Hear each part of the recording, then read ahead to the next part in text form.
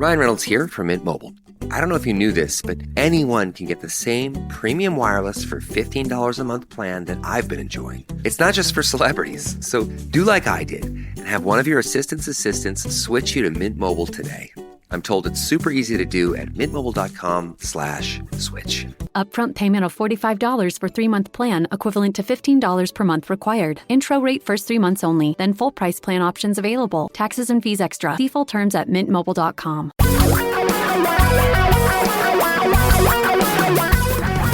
Reality radio for a really great future. We're talking real money. Hello again. Welcome to another exciting edition of Talking Real Money, the daily podcast. I'm Don McDonald. Been doing stuff like this, radio shows, podcasts, for a really long time, which means I'm really old. No, not really old, but I'm getting up there. I've been doing talk shows like this now for more than 30 years. Wow. I didn't even think I'd last this long. Glad you could listen in. I hope you'll tell a friend. Please subscribe, do all that cool stuff. Spread the word. The more, the merrier. Absolutely, because, oh my gosh, there's so much bad advice out there. In fact, the bulk of it is terrible. It is terrible. And you can call us, too. I'll answer your questions here on the podcast at 855-935-TALK, 855-935-8255. Just call that 24 hours a day, 7 days a week. Leave a message with your question, and we'll have one of those today. And I have a question. Why do so many of you think you're smarter than the stock market or the bond market or any other investment market? Why do you think you're so darned smart about the future?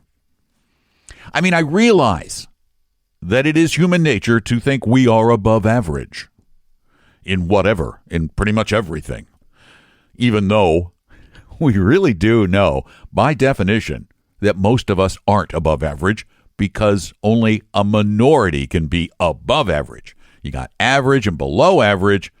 Of average, it's a special group. And I know you're the special one because you listen to this podcast. However, what I really struggle to understand about our nature as human beings is our strange belief in premonitions or feelings about the future. I get the feeling this will happen in the future. I get the feeling that the stock market is going to go down. I get the feeling that interest rates are going to rise. Well, it's a feeling. You can't know it. Nobody does. Even the self-proclaimed experts get it wrong more than they get it right. That's a mathematical fact. But I want to give you an example from my weird little life. I mentioned on yesterday's podcast that I was regretting going to a board meeting that I serve on. I ran for and was elected to a community development board of supervisors. It's a government of sorts. We have tax revenue, that kind of thing. I serve on this. It was, by the way, just in case you were wondering, it was a totally miserable meeting with people yelling and screaming and carrying on. But at last night's meeting, the district's accountant was there, and our treasurer, I stopped volunteering to be treasurer years ago. I just sit and vote. Our treasurer asked the accountant about the investment of the tax receipts that we get in every year. Because we get property tax receipts, we get them at the end of the year, and they come into the account in December, and then what is done with them, he asked. And he said, well, right now they're in a money market account, earning about 1.5, which is pretty good. He said, but I think I'm going to advise you that you probably should go ahead and just put a portion of it in a 6-month CD or in 6-month CDs because it's millions of dollars, but only temporarily, as he said, as interest rates are going up, and we'll just leave them in the money market and the 6-month CD until I feel that interest rates are done rising. What? Yeah, when interest rates are done rising, then we'll invest in longer-term bonds. I looked across my dais at him, and I said, are you trying to time the market? And he and the VP of our management company, well, their eyes got big, and they went, no, what do you mean time the market? No, we just do this all the time. We anticipate when things are going to happen. I said, so you know the future. Well, no, we just have a pretty good. I said, no, you don't. What are you basing this on? Well, when we feel, I said, feelings. You're predicting the future based on feelings? What I didn't say, and because the meeting went long enough as it was, there are multi-billionaires. There are hedge fund managers. There are mutual fund managers with far more experience than our accountant, and certainly a lot more money than even our entire district, who try regularly to time interest rate fluctuations. And most of the time, they fail miserably. Just because you feel something. Think back in your life. There are many times when you felt something was going to happen, and it turned out to be right. You were right. You want to rub their noses and, I said that was going to happen. I'm right. Isn't it funny how you don't remember all those feelings you had that didn't happen? Because I know you had them. You know you had them if you're honest. You just kind of forgot about those that didn't occur. It's the ones that did occur that stick with us. Now, does that mean you have magical, mystical, future predicting powers? Yeah, some of you think you do, but you don't. You have to understand that occasionally guessing correctly doesn't make you smart. It just makes you lucky. 855-935-TALK, that's our phone number, and let's go to the phone. I'm calling because I retired from the city of Seattle about 2 years ago, and I rolled over my retirement, and I have about $180,000 in a regular IRA account, and it's getting like $64 a month because I got it at a fixed rate. And I'm wondering, is there a better way to do that money to get more value on it? And plus I get a monthly check from the city. I get their portion of my retirement, and I get Social Security also. But I had to roll over my share that I paid in over the 30-some years I was there working in order to get the city's portion. Thank you. Oh, my goodness. You're making $770 a year on a portfolio of $180,000? You must have it in a bank account. You didn't say, but you said an IRA, and a lot of people think an IRA means an account at the bank. And it sounds like this IRA account at the bank is in a savings product, paying like, by my estimates, that's a teeny, tiny fraction of a percent. It's like almost zero. It's about as close to zero as you can get without getting zero. You're actually losing money to inflation every year. You have got to do something about this. That money, it's almost criminal for that much money to sit there in an account. Now, the problem is in this format, I can't ask you important questions like, what are you going to do with this money? Are you going to live off of it? Do you just want to live off the income and leave the principal alone? Do you need a portion of the principal to live on? How much risk can you stand? All of those important things. And if you know those answers, go take our risk quiz at talkingrealmoney.com, RISQUIZ, up at the top of the page, and determine how much risk you can stand. And then if you can do it, go to somebody like Vanguard and build a portfolio with a little teeny tiny bit of equities through the total stock market index, total global stock market index, and a little bit with like the bond index fund. But it still means you're going to have some volatility, and you got to make sure you can stand that.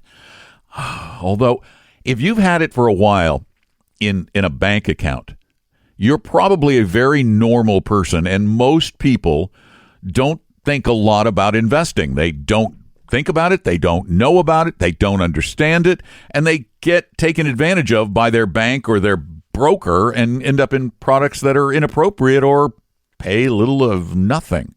So here's what I would suggest, and I almost hate suggesting it. I do. Problem is $180,000. It is so hard to find a fee-only advisor who will handle $180,000. Almost all of them, unless they charge ridiculous fees. Like, for example, Rick Edelman will take smaller accounts, but he charges about 2% a year for the smaller accounts, or 1.75% a year. It's just ridiculously high. Or they have these huge minimums. We'll do it for 1%, but you got to pay us a minimum of $2,000 a year, or something like that. This is just, those kind of people aren't going to work for you, and I don't want to send you to a broker. Far too dangerous, because they're just going to make a bunch of big fat commissions off of you.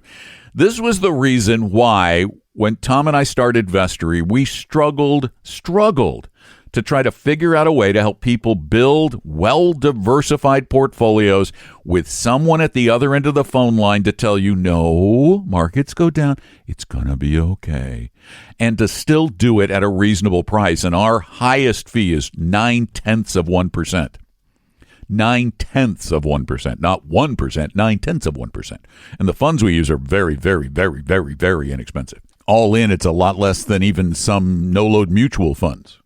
What was I going to say? Oh, the thing I never say. I would suggest that you go to our website and set up an appointment to talk to one of our advisors.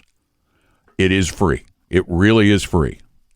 They are not going to try and sell you anything, but if you do want someone to help you, I honestly believe that we are about as good as it gets for smaller accounts, particularly. For big ones, too. But for smaller accounts, particularly, you can go to our company website, which is vestory.com, vestory.com, and right up at the top of the page, it says schedule an appointment. You click on that, and you can actually schedule an hour to meet with one of our 100% fiduciary advisors. They're not sales-oriented. They don't make commissions. They're not trying to sell you anything. They're going to try and help you. But if you do want to work with Vestory, unlike most firms, we have created a product that is accessible to anybody with more than $5,000 to invest. $5,000 to invest. And it is pretty inexpensive as these accounts go. So what I would suggest is you either call us or set up an appointment on that website. Okay?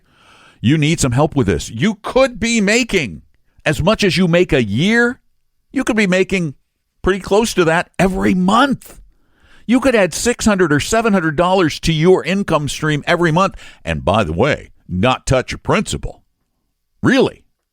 By taking just a little bit of risk. Not a lot, a very nominal risk. So thanks for the call. I really appreciate it. The number to call, 855-935-TALK, 855-935-8255. And today, our words are asset class and sector. Reason I'm doing these is because they get confused with each other. People say, well, I have a healthcare fund and a technology fund and this and that and the other thing, so I'm really well diversified in various asset classes. No, you just own a lot of sectors of the economy. Utilities are a sector of the economy. Retail is a sector of the economy. Technology, a sector of the economy. Healthcare, sector. All of these things are sectors of the economy. They do not create a diversified portfolio in and of themselves. What creates a diversified portfolio from our scientific research is a lot of different asset classes.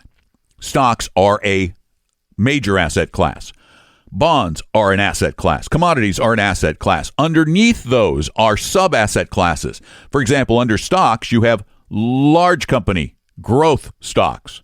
You have large company value stocks. You have small company growth stocks. You have small company value stocks. You have international large company growth stocks. You have international small company value stocks. You see what I'm getting to?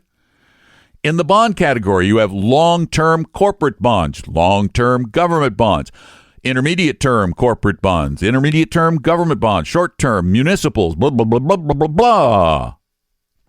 You invest in various asset classes because the various asset classes give you all of those sectors without trying to figure out which sector is going to be the hot sector next time. And if you're buying sectors, you're going to miss some things. And the other nice thing about buying asset classes is that you can overweight those asset classes that have historically performed slightly better than others. Small companies historically have outperformed big companies. Value stocks historically have outperformed growth stocks. Not every day, not every year, not even every 5 years, but historically over 10 and 20-year periods, they have most of the time outperformed. So that's the difference between asset classes and sectors. And if you have any other terms you'd like to get defined or questions you'd like to ask, either send us a note through talkingrealmoney.com,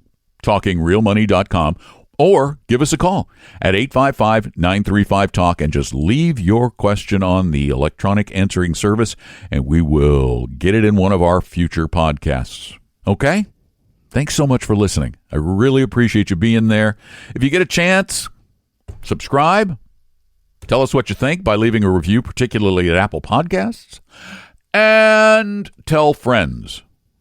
And visit us at talkingrealmoney.com because, oh my gosh, we've got a lot of great stuff for you there. And you can learn a lot about money and investing. Take care. Talk to you soon. I'm Don McDonald. Talking Real Money. We hope you realize that the information provided on Talking Real Money is for educational and hopefully enjoyable purposes only. Providing personalized financial planning or investing advice takes time, so please consult with a really good fee-only fiduciary investment, tax, or legal advisor. We know a good one. Investing must always involve risk. In other words, you can and probably will lose money at times.